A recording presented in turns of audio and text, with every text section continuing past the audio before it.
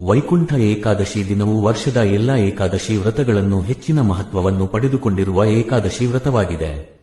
2025ರ ವೈಕುಂಠ ಏಕಾದಶಿ ವ್ರತದ ದಿನದಂದು ನಾವು ವೆಂಕಟೇಶ್ವರ ಸ್ವಾಮಿಯ ಯಾವೆಲ್ಲ ಮಂತ್ರಗಳನ್ನು ಪಠಿಸಬೇಕು? ವೈಕುಂಠ ಏಕಾದಶಿ ದಿನ ಈ ಮಂತ್ರಗಳನ್ನು ಪಠಿಸುವುದರ ಪ್ರಯೋಜನವೇನು ಗೊತ್ತೇ? ವೈಕುಂಠ ಏಕಾದಶಿ ವ್ರತವನ್ನು ನಾನಾ ಹೆಸರುಗಳಿಂದ ಕರೆಯಲಾಗುತ್ತದೆ. ಆದರೆ ಇದರ ಮಹತ್ವ ಮಾತ್ರ ಬದಲಾಗಲು ಸಾಧ್ಯವಿಲ್ಲ. ವೈಕುಂಠ ಏಕಾದಶಿ ವ್ರತವು ವಿಷ್ಣುವಿನ ವೆಂಕಟೇಶ್ವರ ಸ್ವಾಮಿ ಅವತಾರಕ್ಕೆ ಸಮರ್ಪಿತವಾದ ವ್ರತವಾಗಿದೆ. ವೈಷ್ಣವ ಸಮುದಾಯದ ಜನರು ಈ ವಿಶೇಷ ದಿನದಂದು ವೈಕುಂಠ ದ್ವಾರ ಅಥವಾ ದೇವರ ಸಪ್ತರ್ಷಿಯ ದ್ವಾರ ತೆರೆಯಲಾಗುತ್ತದೆ ಎನ್ನುವ ನಂಬಿಕೆಯನ್ನು ಇಟ್ಟುಕೊಂಡಿರುತ್ತಾರೆ.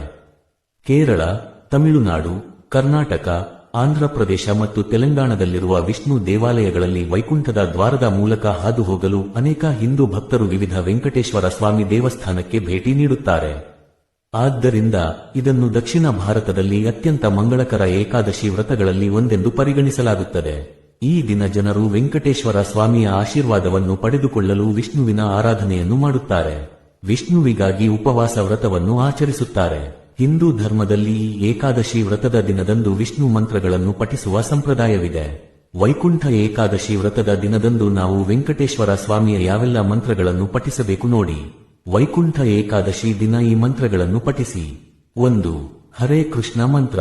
ಹರೇ ಕೃಷ್ಣ ಕೃಷ್ಣ ಕೃಷ್ಣ ಹರೇ ಹರೇ, ಹರೇ ರಾಮ ರಾಮ ರಾಮ ಹರೇ ಹರೇ. 2.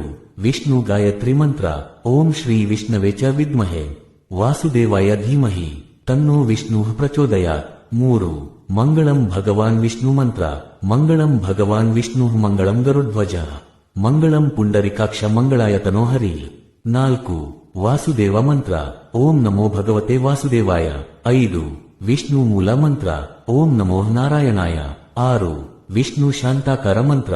ಶಾಂತಾಕಾರಂ ಭುಜಗಶಯನಂ ಪದ್ಮನಾಭಂ ಸುರೇಶಂ ವಿಶ್ವಾಧಾರಂ ಗಗನ ಸದೃಶಂ ಮೇಘವರ್ಣಂ ಶುಭಾಂಗಂ ಲಕ್ಷ್ಮೀಕಾಂತಂ ಕಮಲನಯನಂ ಯೋಗಿಭಿರ್ಧ್ಯಾನಗಮ್ಯಂ ವಂದೇ ವಿಷ್ಣುಂ ಭವಭಯಹರಂ ಸರ್ವಲೋಕೈಕನಾಥಂ.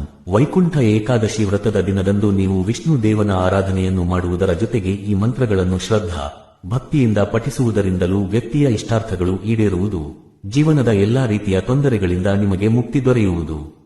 ವೈಕುಂಠ ಏಕಾದಶಿಯ ದಿನದಂದು ನೀವು ಈ ವಿಷ್ಣು ಮಂತ್ರಗಳಲ್ಲಿ ಯಾವುದೇ ಒಂದು ವಿಷ್ಣು ಮಂತ್ರವನ್ನು ಪಠಿಸಿ.